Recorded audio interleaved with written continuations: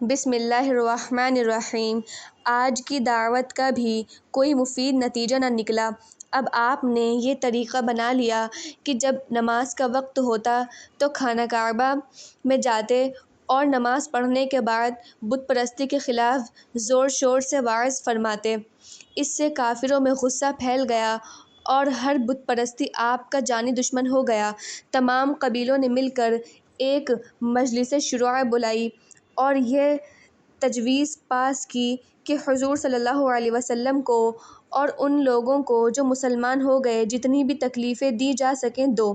چنانچہ حضور صلی اللہ علیہ وسلم پر سب سے پہلے سختیوں کی شروعات ہوئی۔ شروع میں بدمعاش گوکھرو کانٹے دار جھاڑ لاتے اور رات کو اس راستے پر بچھا دیتے جس سے حضور صلی اللہ علیہ وسلم گزرنے والے ہوتے۔ چونکہ آپ کو گوکھرو تکلیف دیتے تھے، کانٹے دار جھاڑ دامن مبارک سے الجھ جاتے، آپ صبر کرتے اور گوکھرو اٹھا کر کانٹے سمیت پھینک دیتے اور کبھی کسی سے شکایت نہ کرتے۔ عربوں کا خیال تھا کہ حضور صلی اللہ علیہ وسلم ان روز روز کی سختیوں سے تنگ آ کر بت پرستی کے خلاف جدوجہد بند کر دیں گے، لیکن حضور صلی اللہ علیہ وسلم کیسے بند کر سکتے تھے؟ خدا کا حکم نازل ہو چکا تھا کہ اعلانیہ تبلیغ کرو۔ آپ برابر تبلیغ کرتے رہے۔ شریر شیطانوں کو اس پر بڑا غصہ آیا۔ اب انہوں نے نہایت گھناؤنے طریقے اختیار کیے۔ رات کو جب حضور اور حضور سے متعلق لوگ سوتے ہوتے تو گندگی حضور صلی اللہ علیہ وسلم کے بستر پر، کھانا پکانے کے برتنوں پر، پانی پینے کے چھاگلوں پر پھینک جاتے۔ اس سے آپ کو بڑی تکلیف ہوتی۔ ہر دن خود برتنوں کو صاف کرتے، کپڑے دھوتے، نہاتے، لیکن زبان سے کچھ نہ کہتے۔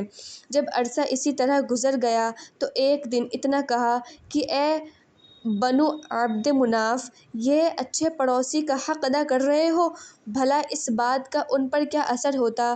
وہ برابر گندگی پھینکتے رہے اور حضور صلی اللہ علیہ وسلم کو حیران کرتے رہے۔ اب شریر اور بدمعاش اور گنڈے کچھ اور زیادہ گستاخ ہو گئے تھے۔ وہ حضور صلی اللہ علیہ وسلم کے سامنے حضور کو برا بھلا کہتے، شاعر، مجنوں، عراف، کاہن وغیرہ وغیرہ کا خطاب دیتے۔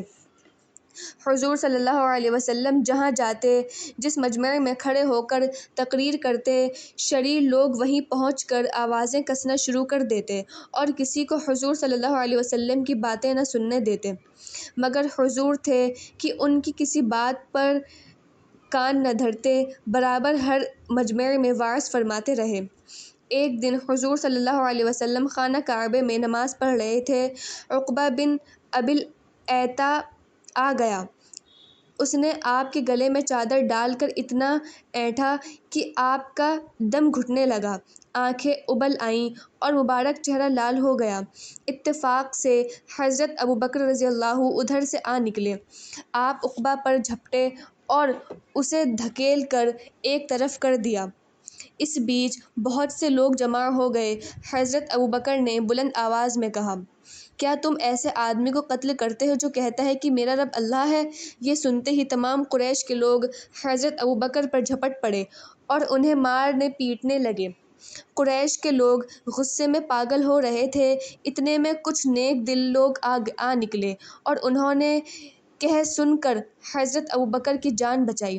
اسی طرح ایک دن حضور صلی اللہ علیہ وسلم حرم شریف میں نماز پڑھ رہے تھے۔ بہت سے لوگ آپ کے پاس جمع ہو گئے۔ جب آپ نماز پڑھ چکے تو آپ کی شان میں گستاخی کرنے لگے۔ حضرت حارث بن اعلیٰ قریب ہی تھے۔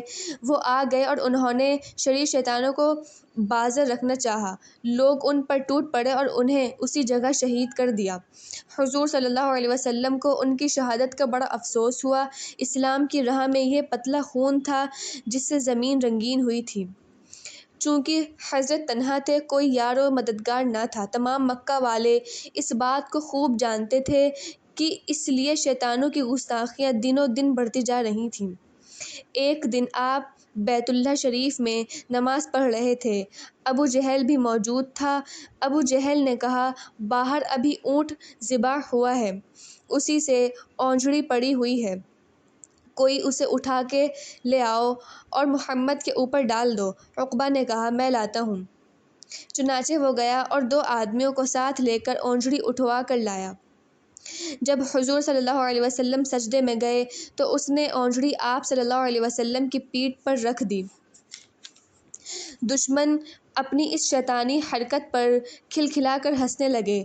اس مجمع میں حضرت عبداللہ بن مسعود بھی موجود تھے۔ یہ مسلمان ہو چکے تھے، دل میں دشمنوں کی اس حرکت پر کڑ رہے تھے، لیکن کچھ کہنے یا اونجڑی اٹھانے کی ہمت نہ ہوتی تھی، چپ چاپ کھڑے رہے۔ اتفاق سے حضرت فاطمہ، جو حضور صلی اللہ علیہ وسلم کی سب سے چھوٹی صاحبزادی تھیں، ادھر آ نکلیں۔ آپ ابھی بہت چھوٹی تھیں، اپنے بابا کی یہ حالت دیکھ کر بہت دکھ ہوئیں۔ انہوں نے ننھے ننھے ہاتھوں سے اونجڑی سے سرکایا اور کھڑے ہو کر تمام دشمنوں کو بھلا برا کہا۔ کسی کو ان سے کچھ کہنے کی ہمت نہ ہوئی۔ جب حضور صلی اللہ علیہ وسلم نماز سے فارغ ہوئے تو آپ نے حضرت فاطمہ کی پیشانی چوم کر کہا، بیٹی، کیوں انہیں برا کہہ رہی ہو؟ ان کی آنکھیں نہیں ہیں، اگر یہ پہچان لیتے تو ایسی ہنسی اڑانے کی بات نہ کرتے۔ تم ان کو برا بھلا نہ کہو، بلکہ دعا کرو کہ خدا انہیں دیکھنے اور سمجھنے کی طاقت عطا فرمائے۔ اس کے بعد حضرت فاطمہ کو اپنے ساتھ لے کر واپس چلے گئے۔